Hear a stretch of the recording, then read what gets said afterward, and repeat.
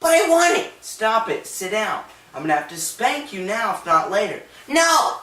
Oh, officer. Okay, quiet down. You'll be fine in just a minute. Sir, you're under arrest for restraining your child from his interests.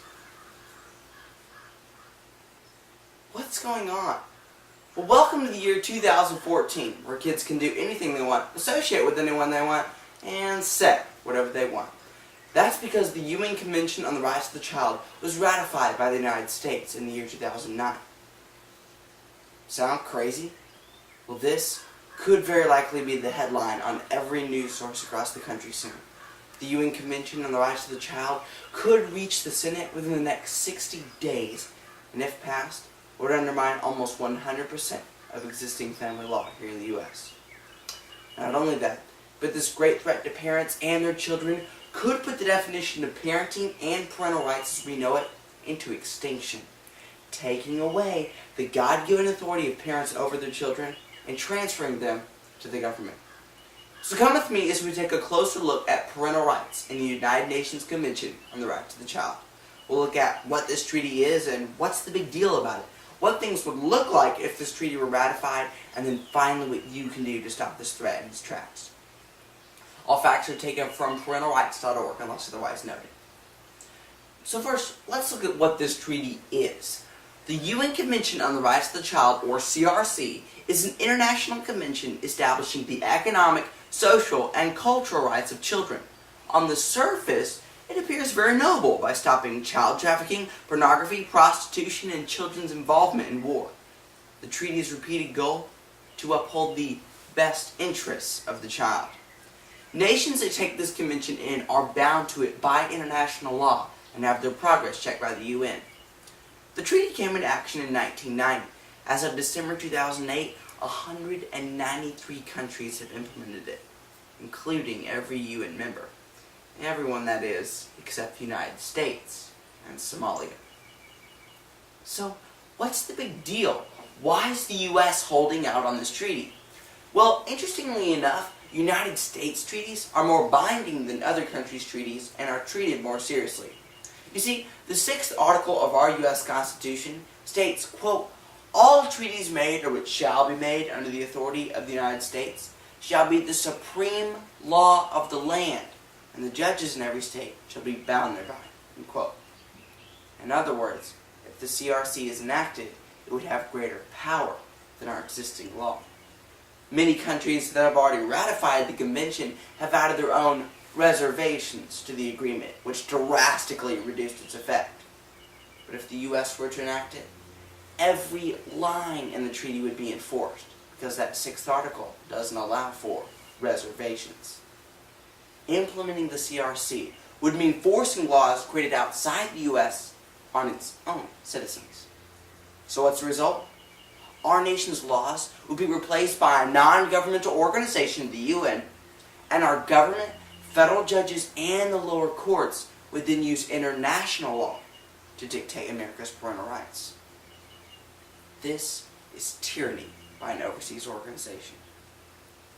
This isn't the first time this treaty has been introduced. According to the Heritage Foundation, Madeleine Albright, U.S. Ambassador to the UN, signed the treaty in 1995, but it failed to get the needed 2/3 vote of the Senate to ratify it. While the Clinton administration favored it back then, a Republican Congress knew that it could be used against parents. They knew better, and so do most Americans. According to a recent post-election Zogby poll, it showed, quote, "Almost 70% of Americans do not believe that the use of international law in American courts on such matters is appropriate," end quote. This treaty's ratification is now very possible with both the Democratic President and Congress. If the UN Convention on the Rights of the Child is ratified, you can say goodbye to national sovereignty. So, what would things look like if this treaty were to be ratified? Well, let's first look at some of the terms of the treaty. Your child would now have freedom of expression, freedom of association, freedom of thought, conscience, and religion, the rights to rest, leisure, and privacy, and protection from reasonable corporal punishment. And parents can't do anything about it, because Article 2 of the CRC states they, quote, "shall take all appropriate measures to ensure that the child is protected against all forms of discrimination or punishment on the basis of the status, activities, expressed opinions, or beliefs of the child's parents, end quote. So, what would these new freedoms look like? Well, imagine now that I'm your teenage son. Let's see what a conversation would sound like with the CRC being ratified. Hey Mom, hey Dad, I was going to go out for some pizza with some friends, so I'm going to need the keys. No, I'm not taking out the trash. You have to give me the keys. I know my rights, you know. Article 31 of the UN Convention on the Rights of the Child says I have the rights to rest and leisure. And anyway, stop criticizing my friends. I think they're fine. Under Article 15, I have freedom of association, remember? Oh, come on. Y'all keep making such a fuss over all this. Well, while I'm gone, you need to take those internet filters off my computer, because Article 13 says I have freedom to get info from anywhere now. It also protects my freedom of expression. That goes for my piercings, too. And another thing, I'm not going to church anymore, because Article 14 says I have freedom of thought, conscience, and religion. And quit telling me I can't watch any movie or TV show I want, because under Article 17, I must have information from mass media. And because of Article 16, you can't interfere with my privacy or attack my honor or reputation. Now hand me the keys, because remember, Article 37 gives me prompt access to legal assistance if you stand in my way. Thanks. I'll be suing you. This could be reality in a short time. Forget all the sacrifice in raising your children, working to get food on the table, staying up all night when they're sick. You've given them a roof over their heads, clothes, toys, provisions, and the best loving care. But now, you better be giving them that and more, since the government is now in charge of the best interests of your child. If the UN Convention on the Rights of the Child is ratified, you can say goodbye to reasonable swats on kids' backsides, voluntary vaccination, authority, homeschooling, authority over your child's medical treatment, and the exclusive truth of Jesus Christ. So what are we to do? We have to block this treaty. As I speak, California Democrat Senator Barbara Boxer is seeking to get this treaty passed under the Obama administration. Just a couple of months ago, on February 25th, she pushed the administration for a 60-day timeline to review the treaty.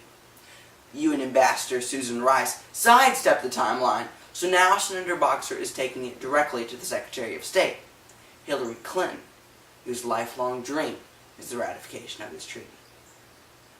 With international law already being used and urged by the lower courts, the ratification of this treaty is ripe. So how can you stop it? First, contact your representatives on Capitol Hill to urge they halt the ratification of this treaty.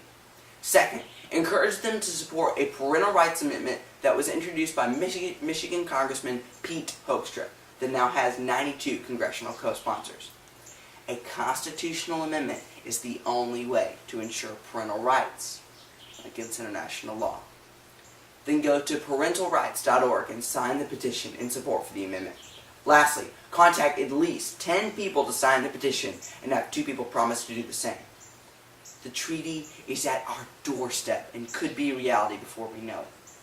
If the UN Convention on the Rights of the Child is ratified, you can say goodbye to your children. We've looked at the UN Convention on the Rights of the Child. What's the big deal about it? What things would look like if this treaty were ratified, and then finally what you can do to stop it. I know I might have laid a lot of heavy information on you, but there is hope. You are not alone in this fight. God is behind you in this cause. Psalms 127 verse 3 says, "Children are a gift of the Lord." To whom? To parents, not the state. God's plan isn't for the government to be looking over your shoulder in your parenting, but for Him to be lovingly guiding you. You may be wondering, why is a 14-year-old kid standing up in front of me giving a speech on parental rights? It's because I care about my younger siblings, your children, and hopefully one day, my own. With Americans so distracted during this time of economic stress, it would be very easy for the government to slip this by. Michael Ferris, president of parentalrights.org, warns us what happens when we fail to act quickly. Quote, "I was one of the voices calling for a federal marriage amendment back in 1999. The answer we received from most pro-family leaders at the time was, 'Come back when the problem is acute.'" End quote. Let's not be guilty of inaction again. We need to act, and we need to act now. With God as our help, we can keep the definition of parenting untouched by the government.